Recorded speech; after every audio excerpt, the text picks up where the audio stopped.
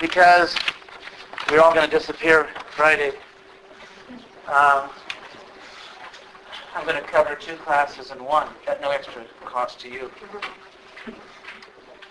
So what we were going to talk about today was Nyaya Visheshika. As you probably read somewhere, there are 6 darshans. 6. The word darshan, for those of you who know some Sanskrit, means a vision or viewpoint. So there are 6 ways of seeing the world. These are the 6 orthodox schools. At the time of the Shramana movement, remember all that stuff? Buddhists, Jains, all that. So there are all kinds of intellectual currents in India. It was basically a free, open society. And so among these intellectual currents, as we've said many, many times, some people bailed out of the Vedic culture, some people stayed inside. Among people that stayed inside, there were basically 6 views. I mean, there wasn't like a trillion. There were all kinds of different opinions. Basically, everyone kind of affiliated themselves with one of these 6 schools. So there was a limit to, I guess, totally free thinking. There were a lot of other things going on, but in terms of schools of thought that really lasted and had some serious influence, major league schools, so to speak, there were 6. And 2 of them we've already covered. They're usually grouped in pairs, and they kind of paired off, either agreeing with each other, or complementing each other, or disagreeing with each other, and whatever their logical possibilities are. So the one we've already covered was the Mimamsa, Purva and Uttara, former and posterior.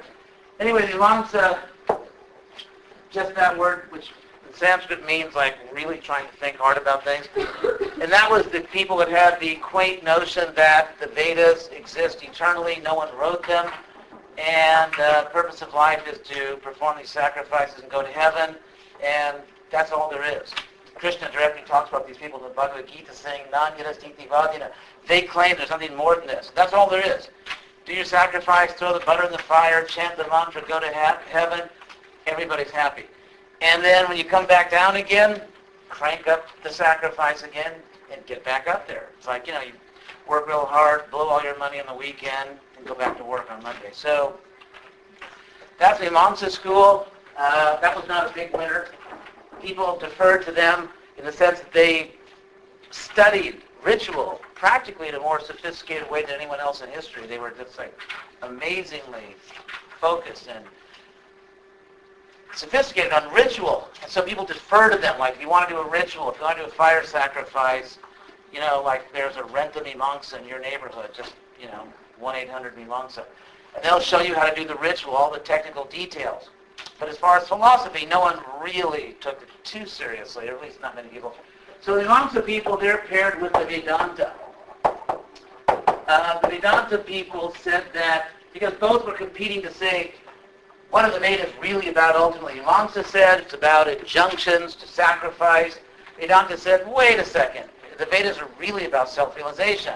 It's about understanding who you are and what God is and all that stuff. It's not just about doing these rituals and getting, celestial prizes. So these 2 were paired off. These are 2 of the schools. Another 2 schools, which I'll mention briefly because that's just the way it worked out.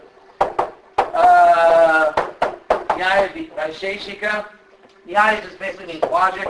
Just as, basically since Aristotle in the West, there have been formal schools of logic, rules, like this is logical, that ain't logical. And so there are schools of logic. There are, in fact, logicians in the world. That's called Nyayikas. So there was a classical Indian school of logic, and even there was a revival of classical logic around 500 years ago, 600 years ago, called Navanyaya, New Logic. But anyway, that was one school, logic. And they taught that if you're just logical enough, you'll be liberated. A lot of these schools basically were saying, you shall know the truth, and the truth shall set you free. So the logician said, if you're just logical enough, if you're rigorous enough, if you get into it enough, you'll eventually figure everything out and be liberated and know God by logic, which is an interesting idea. And then Vaisheshika, this is basically classical Indian atomic theory. If you know about Democritus in Greece, everything's made of atoms. So Vaisheshika, they tried to distinguish between the different elements, and they tried to achieve enlightenment by analyzing, dissecting this world, eventually coming to atoms. And as far as the Vaisheshika theory has been largely supplanted by modern physics. So in India, people basically study physics rather than Vaisheshika. But that was the idea. Just show you that all this stuff was going on back then. And logic and the Vaisheshika, they kind of work together because they're very much the realists. Remember, the Mimamsa people, they were interested in going to heaven, not this world. Vedanta people said the truth is beyond this world. Vaisheshika and Nyaya, they said, well, this world is real. So in that sense, they agreed with the people like Ramanuja, said the world is real, and that's why we should bother studying it. If it wasn't real, like, why study it? So they were realists, pluralists. There's a real world. There are really different things in the world. But, so then there are two other schools that we're going to talk about today, Sankhya and Yoga. And we're going to talk about the... I know you weren't supposed to read that for today, so those things happen. But anyway, the most important books on yoga, generally there's a book called the Yoga Sutras, which you may read during your vacation if the spirit moves you. The Yoga Sutras by Patanjali, and also Bhagavad Gita, which we've already covered, which talks a lot about the philosophy, a little bit about the practice of yoga. Anyway, whoops, there's an H there. So the word Samkhya comes from a Sanskrit word Samkhya. Actually, we've already covered that. The Greek soon, which means together, like synthesis. And so Kya means to tell or narrate or describe. So Samkhya together as a word in Sanskrit means number. That's the word for number. And so from the Sanskrit word Sankhya, number, Sankhya, which means enumeration. And so Sankhya tried to enumerate the elements of the world, the difference being that rather than the Vaisheshika, which focused more on the material elements, Sankhya was more a metaphysical enumeration. So they talked about Purusha, the soul, and Prakriti, nature, as a metaphysical category. Metaphysical means that you're not simply concerned with physical things as physical things. The Greek meta means beyond or after. So what's beyond the merely physical? What are the ultimate categories of existence? What's the soul? Is there a God or not? Metaphysics. So Sankhya was more a metaphysical enumeration of the world. Anyway, having done my duty and explained all that, those are the 6 darshans. Those are the 6 darshans, and most people in India, overwhelming majority of people, thinkers, philosophers, that followed the Vedic path and didn't go into Buddhism or Jainism or something like that, they were in one of these 6 schools. And the big winner here, ultimately the big winners, well, we have 2 big winners. One big one in terms of who was really successful, who really won the hearts and minds of the people and historically prevailed, Vedanta. In terms of Shankara and Ramanuja, because spiritually most people, so Vedanta became synonymous with Indian philosophy. Originally there were all these different philosophies, but Vedanta became so powerful that the very word Vedanta often sort of connotes connotes the idea of Indian philosophy. And yoga, which sort of speaks for itself. I mean, everyone ever heard of the word yoga? As a practice. And so let's look at what this yoga was. I'm going to talk especially about the Yoga Sutras, which very famous book on yoga, it's a little book, available in about 3,000 different translations. So, the Yoga Sutras, now as I explained before in regard to the Brahma Sutras, sutra, cognate with the English word suture, which is a stitch. The word sutra means a thread, and it means kind of like the bare bones, just the essence, these pithy little esoteric statements that you need a commentary on, otherwise, you're just like, what does that mean? So there are these very condensed little statements. And just as I gave you the first few sutras from the Brahma Sutras, I will give you the first few sutras from the Yoga Sutras so you get an idea of what these things are. The first one is Atta Yoganushasana, which means now the teaching on yoga. That's what it means, now the teaching, the authoritative teaching on yoga. And the next sutra gives a definition of yoga. Yoga is chitta vritti nirodha. Yoga means to stop the turning of the mind. Now it's interesting, chitta vritti nirupa, to stop the turnings of the mind. And the word for turning, by the way, if anyone here has a penchant for linguistics, is vritti, the turning of the mind. We have the same word in English, which we spell vert, instead of, well, that's pronounced vert, and this is pronounced vert. And in words like invert, which means to turn in, or revert, to turn around, turn back around to something, or subvert, which means to turn something down, or pervert, which you know what it means. And so anyway, English being an Indo-European language, we still have this thing, this word in the stem vert. You can think of your own forms of this when you get home enough time. So yoga means to stop these turnings of the mind. Now it's interesting, commentators, precisely because the sutras are so short, commentators often have a field day and happily put their own philosophies in as commentaries. And I thought I'd give it, if I can find where I had it here, some examples even from our book. Where did I put it? Oh yes.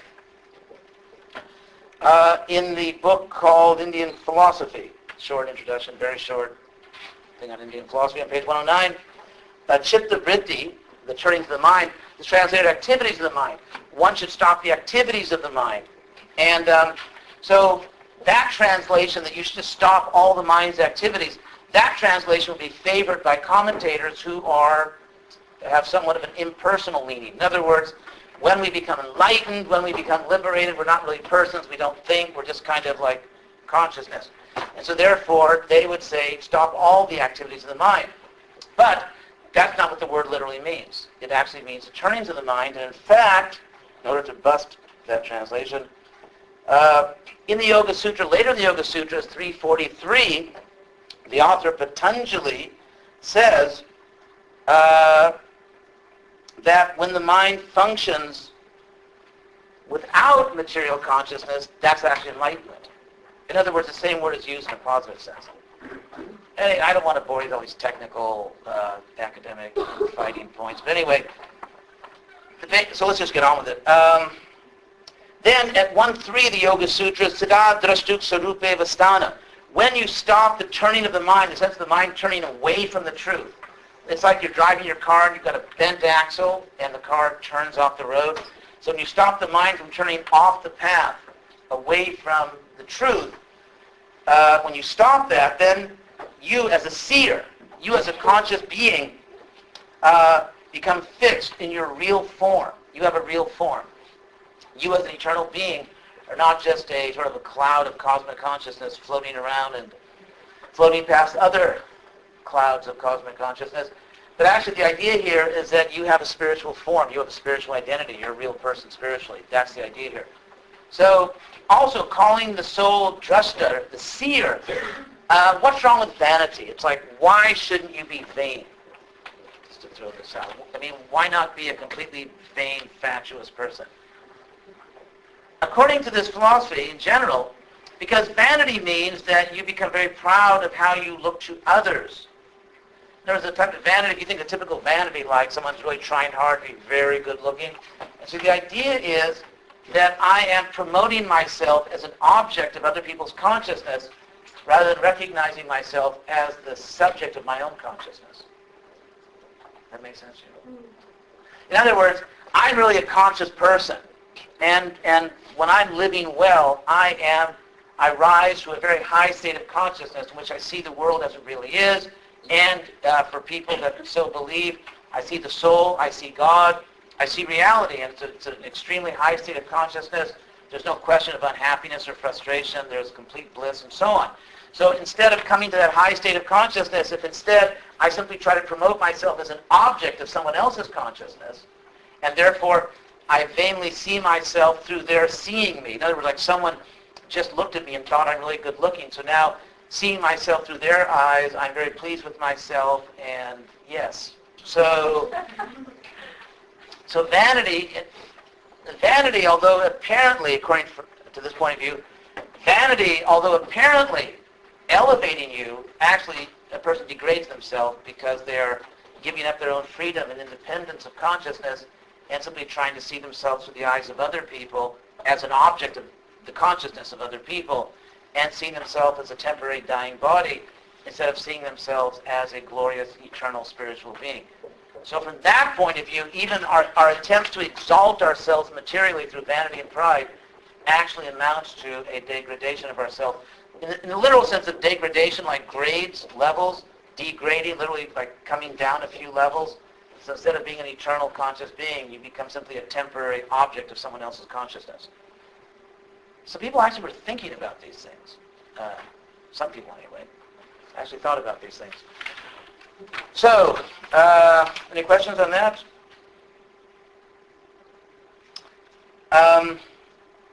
So there's a statement in the Indian philosophy book that Yoga Sutras, they're above all a manual for practice. So just like Buddhism we mentioned before, it was more a practical metaphysical psychology rather than an ontology. Later Buddhists tried to make it into an ontology, a metaphysic, a philosophy of like what really exists, the soul or God or whatever, whereas there is some evidence that Buddha was actually focused on simply trying to get people into an unselfish consciousness, not worrying about mental constructs, and not worrying about the soul in the sense of taking the soul to be a mental construct, a category, as opposed to a real experience, actually experiencing yourself. So anyway, the Yoga Sutra also is it's sort of like higher consciousness for dummies. And it's trying to get you into a higher state of consciousness through very practical things. So I was going to go into all kinds, sort of correct certain misstatements in some of our textbooks, but before I do that, or perhaps instead of doing that, I want to talk about what the yoga system really is. Let's get into the actual practical yoga system. What is it? First of all, it's called Ashtanga Yoga, which means 8 limbs, 8 parts. There are 8 parts to yoga. And I should have written these on the board. I was really diligent and had a gotten here every time. So, well, first I have to put this in. In Introducing Hinduism, on page 127, we find these two apparently contradictory statements, paradoxical to say the least. The author says, Raja Yoga, meaning this classical yoga system, is fundamentally non-theistic. It's non-theistic. And then, in the same page, we find it asserts the existence of Ishvara, the Lord. Okay, it's non-theistic, but it asserts that there's a God. Anyway, if you figure that out, email me. So, anyway, in the classic yoga system, there are 8 different steps. There are 8 different steps, and the first one is called yama. Actually, I'll write these because these...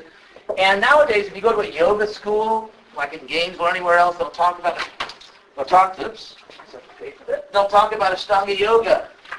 But what is now called Ashtanga Yoga is not really the original Ashtanga Yoga. It's something very, very different. It hardly bears any resemblance, but somehow they use the term. It's somewhat presumptuous, but this is the classical Ashtanga Yoga. Ashta is Sanskrit, cognate with words like, ocho, 8, and what is German? Basically, it's the same word, English 8. So, and Anga just means limb. So the 8 steps of yoga, the first one is yama. Yama, which means restraint. So it's in a sense a moral stage. This is interesting because in the old days, in the good old days, the golden age of yoga, if you wanted to practice yoga, the very first stage was yama. Before you do these really sexy postures and sitting poses and all that, and all the meditation. First, there's yama. So what is yama? Well, it's ahimsa, non-violence. You have to give up violence. Satya, truth. You have to be honest. Asteya, you can't pilfer, no stealing. Actually, steya in English, probably calling the English word steal, isn't it? Stena, steal. Stena means thief. So no stealing. Brahmacharya, and this is the one that will be wildly popular among contemporary yogis. You have to be celibate. And then a parigraha. Parigraha means not possessive. You have to give up the idea that anything belongs to you.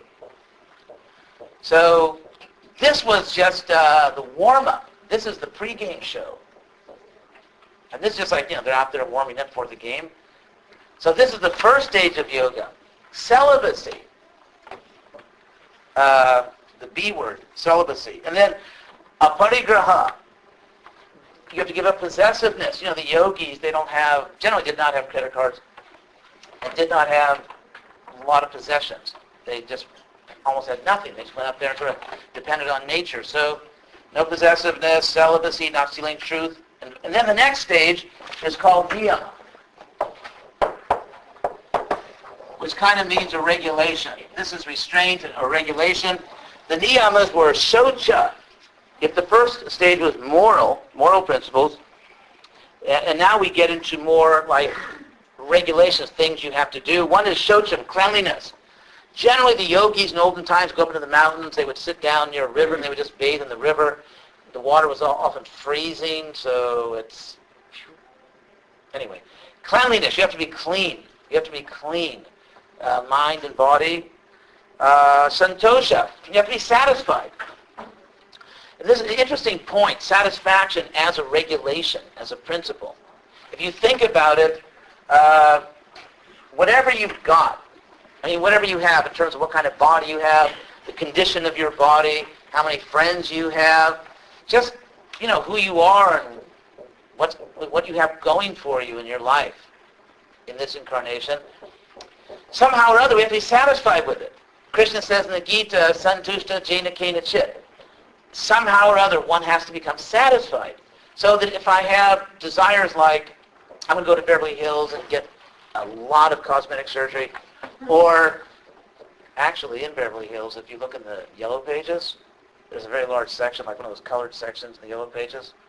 For like some of the main providers like lawyers, cosmetic surgeons, and so on. It's a significant category there in the yellow pages. So if you're not satisfied with the kind of body you have, like it's one thing to be well-groomed, but no, I want an extreme makeover, or I want to possess all these things, or in other words, if you're just frustrated with who you are, not satisfied with the person you are, of course, in a sense, to practice yoga, you have to be a little unsatisfied, because otherwise why would you practice yoga? Why would you take up the process of self-realization unless you thought that you could have a better life by doing so? But the idea is that once you decide to take up self-realization, in terms of your material thing, like whatever you got going for you, whatever's not going for you, there has to be a kind of stoic acceptance. That just, whatever my previous karma gave me in this life, I accept it, I'm going to live with it, and I'm just going to go on and pursue enlightenment.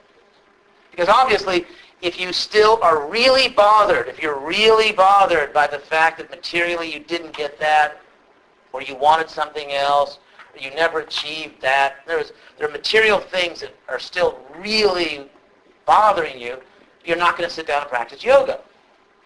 So therefore, one of the qualifications is santosha, satisfaction. That's one of the rules. You have to be satisfied. And then there's tapa, austerity. Austerity. In other words, just taking what you really need, not indulging the body. Like they didn't have huge, soft cushions up there, to sit on, or, stuff like that. They were just basic necessities, austere. Swadhyaya, studying sacred texts. Part of the yoga practice was to study books like Bhagavad Gita or the Upanishads. That was part of the yoga practice. And here's the kicker. Ishvara pranidhana, devotion to the Lord. Devotion to the Lord is a principle, a rule to begin the practice of yoga in what one of our authors calls a non-theistic tradition. So, this word pranidhana in Sanskrit, anyway, it means devotion to the Lord. So you have moral rules to start the yoga practice, moral rules, which we covered. Then there are these regulations, study scriptures, be clean, be austere, and devote yourself to the Lord. So there's a sense in which your yoga practice is an offering to God. And that's what Krishna directly says at the end of chapter 6. Chapter 6 of the Bhagavad Gita is, in a sense, the chapter which talks all about the practical elements of yoga, the practice of yoga, especially in chapter 6. And at the end of that chapter, Krishna concluded that chapter by saying, Yogi nama pi sarvesham, indeed of all yogis, mad gatenam taratmana, the one who has fixed their mind in me, shadavan bhajato jima, one who worships me with faith, same jukta tamomata, I consider that person to be the greatest yogi. So in the Gita, the greatest yogi is the one who fully devotes themselves to God. And here, at the second stage of yoga, and this is before you even start your sitting postures. This is before the upward dog or the downward dog or the, I don't know, the lazy dog or anything. This is before you do any yoga practice, any breathing exercises. You have to devote yourself to God. And you're supposed to study the scriptures. So you can see this is not, it's a little different than what is being marketed to us today. Although modern yoga, certainly I think it's useful and it can be very healthy and all that. It's certainly not a bad thing, but it's just not the classic Ashtanga yoga. Even when they use that name Ashtanga yoga, it's not really the thing itself. So then the third stage of yoga, yama niyama, is the one that everyone knows about, asana. The sitting postures from the Sanskrit root as, which means to sit. And you probably know something about that. So these are the physical aspects. There's a moral aspect to yoga, and there is a type of spiritual practice aspect. Then there is a physical aspect, which is the asana, and then the fourth one is pranayama. Prana, of course, is the vital air. The idea is that there are vital airs within the body, and by moving these, you can have great health, and also it helps to facilitate higher levels of consciousness. Prana, and then the word ayama, of course these two words go together, pranayama, means sort of drawing in the breath, and regulating the breath. So as a way of controlling consciousness, they would control the breath. So those are the first four stages. We have, in a sense, moral, and you could almost call these religious, these things here. And then we have these two, which are sort of physical. And then, so any questions on that so far? These are the first four stages of yoga. Then the next stage is called dharana, which sort of in Sanskrit means hanging on. Yes? Did they say which text specifically? You should study which No. It's, no, they didn't. But it's a good question. Again, Patanjali is very general. Patanjali is not really committing himself to any particular school, although he talks about Ishvara a lot, the Lord. And so it's sort of a general, simple manual. And I think in the context back then when he was living, everyone knew what this was. It was the Vedic literature. And also Patanjali is using the terminology of Sankhya, and so, yeah, I think everyone would get it. He's talking about the Upanishads, even the Vedas, and Bhagavad Gita, and so on. So then, number 4 is dharana, which again, as I said, it just means literally kind of hanging on. Yes? Oh, 5. How did I ever get my degree, right? Standards back then. So, dharana. Dharana means just sort of holding on, hanging on.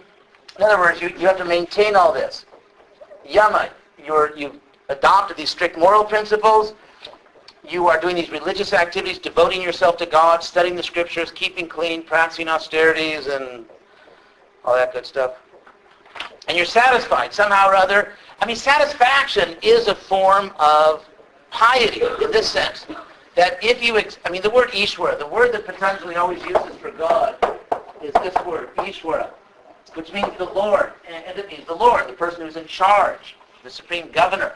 And so if you believe in a Lord, as Patanjali obviously does, then whatever body you got, whatever your material situation is, it's somehow the will of God. And so accepting God means accepting what God does and accepting the decisions of God. And this, of course, is a common theme in every religion, every theistic religion. They talk about these kinds of things. So, therefore, the satisfaction, being satisfied, is to have faith in the wisdom of the Lord who put you in this situation that you're in. And rather than trying to, fight against... I mean, it doesn't mean that you have no ambition or no goals, but it means that on the material side, you sort of stoically come to peace with yourself and sort of accept, this is who I am and this is my situation. Now I'm just going to advance from here rather than worrying about it or obsessing over, material things that I wish I had. So that's number 5, and then let me think. Would be 6, right? And number 6 is dharana pratyahara. Prati in Sanskrit means counter like reversal, and ahara is sort of like taking, counter-taking. It's what that means is, this is what it means, that normally our senses, eyes, ears, and so on, are eagerly ransacking the material world for pleasurable objects. It's like, let's say some guy or girl goes to a party, and then your eyes are just like studying the gene pool there, like, no, maybe, definitely not. Yeah, but probably not possible. And so I mean, that's just a typical example of your eyes kind of, they're out there just looking for opportunity, looking for a deal. And all of our senses, right? All of our senses are kind of exploring, trying to enjoy the world. So when you reverse this, so instead of letting your senses go out into the world trying to gratify themselves, when you pull your consciousness, you counter that motion and bring your consciousness within, that's pratyahara. That's the idea. I think someone's trying to communicate with us on the other side of this wall. Tapping. What was that like that in Tale of Two Cities? The guy that kept tapping. Anyway, so this pratyahara. So dharana means that you've done all these things and you're able to hold it. You're able to follow these moral principles. You keep your daily religious practice going. And you've mastered your sitting postures, which the idea was so that you could actually sit for long periods of time without wrecking your body. And so that's the asana. You're controlling your breathing, and you're able to sustain that state. You're able to sustain it, so that becomes your default state. And then you draw your consciousness within. You try to bring your consciousness back from the material world, back within yourself. That's the 6th stage. And then 7, voila. Here's the voila. Dhyana, meditation. After all that, you see, meditation is number 7. It's number 7. There's all this preparation, which everyone skips nowadays. But there's all this preparation. So that by the time someone is meditating, you can see they're already up there. And finally, the final stage is samadhi. And maybe you heard this word, samadhi? Nope. Anyway, samadhi means like trance, or when you actually connect and you reach the perfection of your meditation. The word samadhi, by the way, is the same old word we've had for sam, complete, and then sort of like within or intensely, and then di means placing. So placing your mind intensely and completely within something is samadhi. And that's the yoga system. That's yoga. And interestingly, Patanjali says that, what verse is that? 245. Samadhi siddhir ishvara pranidhana. The perfection of samadhi comes from devotion to the Lord. There are different stages. For example, in dhyana, inevitably, because this was a sophisticated ancient tradition, people analyzed it in different ways. They had practical experiences, and they compared notes. So eventually, they They talk about different stages of meditation, different stages of samadhi. Patanjali himself talks about different stages of samadhi. So it's a category, and then you kind of, there's entry-level samadhi, and then there's like, the next step up until you really get, and finally, Patanjali talks about samadhi siddhi, the perfection of samadhi. You're not only in the highest stage of yoga, but you've actually gone through the lower stages of the highest stage. In other words, you're really there. It's like the top of the top. And then he says that perfection of samadhi comes from devotion to the Lord. Clearly a non-theistic claim. So, anyway, that's yoga. That's what the yoga is. At least in the Yoga Sutras, or the classical text on it. Any questions about that? Yes? What time period is all this meditation coming through this over the course of days or the entire life? Or? Well, if you start Saturday, by the time you come back on Monday, time period, that's a very good question. It's a very good question. I think it varied because according, say, to the Bhagavad Gita, people are continuing their yoga practice from previous lives. So some people are sort of born yogis, some people aren't. But if you look at the texts themselves, where you get stories about yogis, because in the Itihasa Purana, in these ancient storybooks, there's lots of stories about yogis. That's they're just, it's like a TV serial where like one of the standard characters, that's just one of the standard characters in these stories. There's always a yogi. And generally the yogis, they would spend years actually. They would spend many, many, many years doing this. So it really was a life's undertaking. And of course some people who couldn't get away would just do it to some extent. But there are many stories of yogis who really dedicated long periods of time to this. Yes? What was the definition of samadhi? Samadhi? Yeah. You mean a literal thing? No. Oh, just as one of the quick one. Like trance dancing.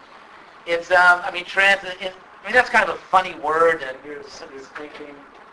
it means I would say like well just like complete absorption, complete. On what? On devotion? Right. On what? Very good point.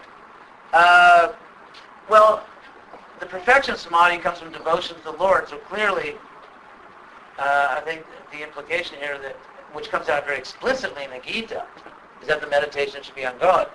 And there's also, the yoga was also very psychological in the sense that, we'll talk a little bit about that. And then it's, for example, there's a concept of vasana and samskara. Samskara means that basically it's our deep psychological conditioning. So that because we have past lives, we're not blank slates. And actually, modern psychology would confirm that we are not blank slates. Little babies, if you ever have a kid, you'll see this very quickly. Babies are not born totally neutral, just these blank slates to be engraved upon and trained and molded by their parents, no matter how naive the parents may think they can do that. Like now they have kind of like designer babies, like, our kid's going to get this and that. We're going to, the kid's going to listen to Mozart in the womb. And they're sort of like these designer babies where since from infancy you plan to create this superhuman thing. But actually, children are born with propensities. They are born with propensities. And so from this point of view, from the yoga point of view, this life is a continuation of the past life. So we're conditioned, because if in your past life, let's say you were very frightened of something. I mentioned this earlier, phobia. Let's say in a past life someone fell from a high place, and in this life they're afraid of high places. So mundane psychology would call it a phobia, sort of an irrational fear. But what if it's a rational fear? Not rational, rational in the sense of what if you actually fell from a high place? Or what if, for example, just as we know, let's say in this life you had a relationship with someone and it turned out very nasty. And therefore you're you have a certain reluctance to commit yourself to another relationship like that. Well, what if that happened in a previous life? So that, what if something had happened in a previous life? So in this life, you just shy away from certain kinds of relationships, or maybe you're attracted to certain kinds of people because of previous experiences. So that's the idea. Those are samskaras. The idea that that the way we are now, to some extent, we're not completely predetermined. We still have free will, but we are conditioned by these deep psychological impressions from previous lives. And therefore, in order to achieve pure consciousness, freedom, we have to get past that. We have to somehow or other, because, psychologists talk about working through your past. You're not enslaved by your past. You can go beyond it. I mean, those are all cliches nowadays. And so yoga says, yeah, you have to get beyond your past, but even past lives. And the way, even if you can't remember all the gory details of your past adventures, still the psychological conditioning is there. The fears, the desires, all that stuff is still there. And so you have to get over completely your past conditioning so that you can be completely reasonable, free, and clear in your consciousness and see God. Yes? How does I know that Indians are big on astrology. How does that play into this? Yeah, actually, Europe was big on astrology until a certain period. The stars don't control you. The stars are just like headlines. The idea is that because the world's made by God, for the reformation, the elevation, the redemption of souls, therefore there's just information. It's a universe of information. So palm reading, for example, palm reading is not something which is really mentioned in these ancient texts so much. But astrology is a lot. And the idea is that the creation is so ingenious that it's like, how should I put it? Because everyone is important, every soul is important, and therefore the universe actually records and communicates everyone's story. And so there's this complete intimacy, there's this complete harmony. By the way, another group of people who were big on this were the Pythagoreans. I just want to, Pythagoras, who not only invented geometric theorems, but ultimately was a type of spiritual leader. Pythagoras, and he was a very major influence on Plato. So Pythagoras, he had these spiritual communities in southern Italy, which back then was Magna Graecia, was part of Greater Greece. Anyway, until their community kind of got involved in politics and sort of self-destructed. Take the word cosmos. The word cosmos is, as you may notice, is cognate with another word, cosmetics. I mean, what's the relationship between cosmos seems like really deep, and cosmetics is like doesn't seem so deep. Although I had a neighbor actually in Southern California who was a cosmetics designer. Anyway, so the relationship between these two words, is that cosmetics means to beautify. And the Greek idea of cosmos is that the universe is a beautiful harmony. And the opposite of cosmos is this, another Greek word, chaos. And so the universe of harmony, specifically Pythagoras thought that just as there are beautiful, he related three things. And this is similar actually. Music, the cosmos, and math. And if you know about musicology, if anyone studied musicology, music really is just the art of ratios. There are ratios between notes. Whether you put the notes, stack the notes together in a chord, or if you separate them into a linear expression, like a melody, or just a line, like, say, like a Baroque counterpoint. In either case, it's just ratios. And math is, in a sense, the study of numbers, ratios. And the universe is mathematical, but also musical, also beautiful. Even, up to the time of Newton in Europe, they had the notion that as the higher planets, the heavenly planets of the universe, as they spin, they're actually making the celestial music. And so recently, up until modern times, for thousands of years in Western civilization, there was a notion of math music, and the cosmos all being just different facets of the same harmony, the same beautiful reality, which was the creation. And so astrology is, which they were into, I mean, these Greeks were certainly into astrology, it's the same idea. It's the idea that we are not alienated from the universe. There really is a cosmic village. The entire universe really is a family. And the stars are just, I mean, there's just one simple harmonious reality, which is the universe. And so your life is also important. Your life is written in the stars. And it connects everything. Everything is connected. In fact, the yoga system, there's no time to go over this, but the basic, if you know about yoga powers, there's all kinds of stories in Hindu literature and also Buddhist literature. They got into it big time. The idea that yogis, they have all these powers. They can travel different parts of the universe. And the whole Vedic sacrifice, the basic idea of the Vedic sacrifice was that when you lay out the sacrificial ground to perform the sacrifice, that sacrificial ground is actually a microcosm of the universe.